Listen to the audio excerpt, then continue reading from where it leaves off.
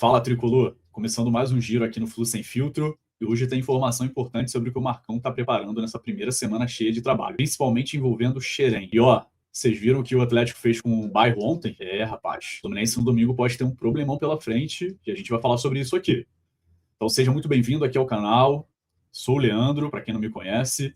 Se você está chegando agora, se inscreva, deixa o like, é muito importante para ajudar aqui no nosso canal, até para a gente que está começando, está crescendo. Então, pessoal, vamos lá.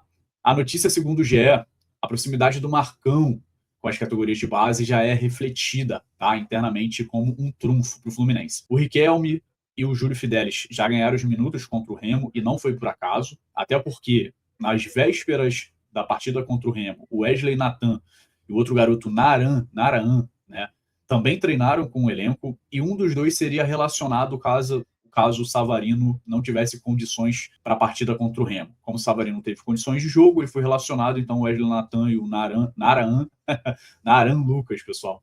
Me corrijam aí nos comentários se eu estiver falando errado aqui. Ficaram de fora por isso. Isso aqui me anima bastante, tá? Agora a minha opinião. Não porque eu acho que tem que colocar o jogador da base ali simplesmente porque ele veio de Xerém. Não é isso, tá? Não é todo garoto da base que é craque, que é gênio da bola. Acho que o Fluminense precisa voltar a olhar para dentro, tá?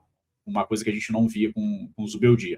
O Riquelme entrou e precisou de segundos para participar, 19 segundos para participar do gol ali do Serna, deu o cruzamento, a assistência para o Serna fazer gol de cabeça, e o Fidelis entrou numa situação complicada depois da lesão do Samuel Xavier e simplesmente deu conta do recado. Ele respondeu à altura, muito seguro na lateral, deixando poucos espaços, claro, sem o ritmo de jogo apropriado ali para o profissional, né, desses meninos, mas dá para ver que os garotos têm qualidade e habilidade para galgar ainda mais oportunidade dentro do time principal, tá bom? Vamos falar rapidinho aqui do que o Furacão fez ontem com o Bairro, pessoal? Pois é, 3-2, tá? Contra o Botafogo no Newton Santos, tá? No nosso salão de festas, o Engenhão. O Atlético chegou a 44 pontos, a gente permanece com 41 pontos, então é um confronto direto já no domingo, às 11 horas, lá na Arena da Baixada, em Curitiba. Então, ou seja, se o Fluminense vencer, a gente alcança o Atlético Paranaense em pontos e também começa a encostar no Flamengo, tá? Então não vai ser somente mais uma rodada do Brasileirão para a gente treinar o time para Libertadores. É um confronto direto, um jogo importante, tá? E esse jogo aqui, principalmente, ele vai me mostrar muito sobre o que o Marcão do que os jogos anteriores. Porque o Marcão vai ter uma semana cheia de trabalho, como ele precisa corrigir principalmente a bola aérea do Fluminense, né? Como a gente falou aqui no último vídeo, no vídeo de ontem, tá? Então ele vai ter tempo para treinar, corrigir bola aérea, decidir quem joga, preparar o time, preparar essa molecada também para entrar. Se tiver que entrar em fogueira, eles têm que estar preparados e corresponder à altura, principalmente.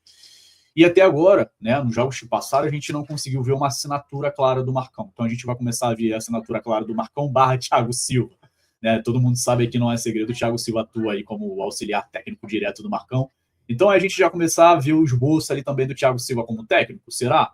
Eu creio que sim, pessoal.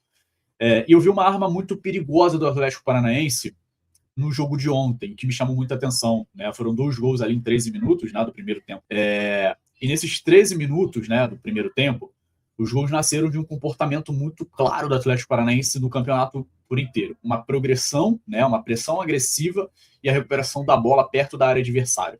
O Atlético Paranaense faz isso em praticamente todos os jogos, tá? Menos nos jogos dentro de casa, com um time inferior, eles normalmente atuam mais com a bola. Mas isso merece atenção porque o Fluminense do Marcão ele gosta de construir a jogada desde lá de trás, principalmente com o Ganso em campo.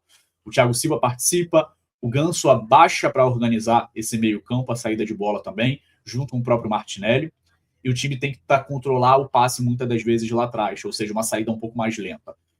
E aqui está o meu maior alerta para o domingo. Tá? Se o Fluminense tentar sair trocando lentamente esses passes, a gente costuma fazer, sai com a bola com o Fábio, para o Martinelli, para o zagueiro, o próprio Ganso, toca a bola no Inácio, depois volta para o Thiago Silva. Isso é muito perigoso para domingo, porque o Atlético Paranaense costuma encaixar marcação alta, encaixar a marcação sob pressão, o famoso mano a mano da marcação. Então o Fluminense não vai ter muito espaço para dar troca de passe lá atrás e sair jogando. Então a gente precisa ter uma troca de passe lá atrás para sair em transição rápida com muito mais velocidade. Tá?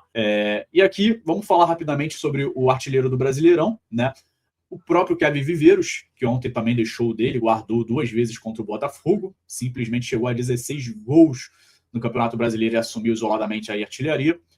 Isso aumenta ainda mais a minha preocupação com a defesa, porque o Viveiros, né, como a gente falou aqui sobre o problema nas bolas aéreas do Fluminense, agora a gente vai enfrentar um time muito agressivo. O Viveiros é um jogador, um atacante de explosão muito rápida, tá? Que costuma fazer uma transição e receber uma bola nas costas do zagueiro.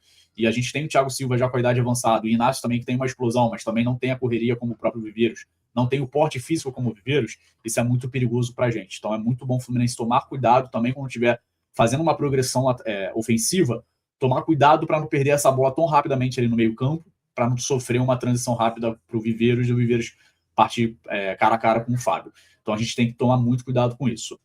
Falando um pouquinho aqui sobre o tema da lesão do Samuel Xavier, tá? E a chance para o Júlio Fidelis. Quem joga na lateral direita hoje, pessoal? Samuel, como todo mundo sabe, sofreu uma luxação no ombro esquerdo, né? Na última partida, deve perder algumas partidas, inclusive. O Guga volta a ficar disponível, mas o Júlio Fidelis ele entrou bem aqui na partida contra o Remo. Eu daria uma oportunidade para o Júlio Fidelis já na partida contra o Atlético Paranaense, pouparia o Guga desse próximo jogo, a não ser que aconteça alguma coisa que o Guga precise entrar no segundo tempo, tá, para suprir ali o Júlio Fidelis, mas eu pouparia assim o Guga para já para a partida do clássico do Vasco da Gama, no próximo domingo, tá, e consecutivamente ele se recuperando também para a Libertadores, que já é na outra semana. Eu começaria essa semana testando o Júlio Fidelis, tá, mas de fato se a ideia é aproximar Xerém do profissional, acho que aqui é baita oportunidade para o Marcão fazer isso. Então eu quero terminar deixando duas perguntas aqui para vocês. Primeiro, no domingo, você iria já com o Guga retornando ou testaria o Júlio Fidelis? Daria chance ali para o garoto de Xerém? E principalmente, tá? Vocês acham que o Marcão deve realmente abrir mais espaço para Xerém? Ou o Fluminense precisa ter muito cuidado para não se empolgar depois do que aconteceu com o Remo? Ou seja, a gente não pode se iludir, porque num jogo contra o Remo, um jogo de abafo, um jogo atípico, o Riquelme entrou ali com o garoto de Xerém, ajudou a resolver a partida, a gente ainda não pode se iludir com isso. Quero saber de vocês aqui no comentário, tá? Então, chegando aqui mais a um fim do giro, né, do nosso Flu Sem Filtro. Um grande beijo para vocês, uma ótima quarta-feira, eu pensando em terça-feira, uma ótima quarta-feira para todos nós. Fiquem com Deus, saudações tricolores. Um abraço.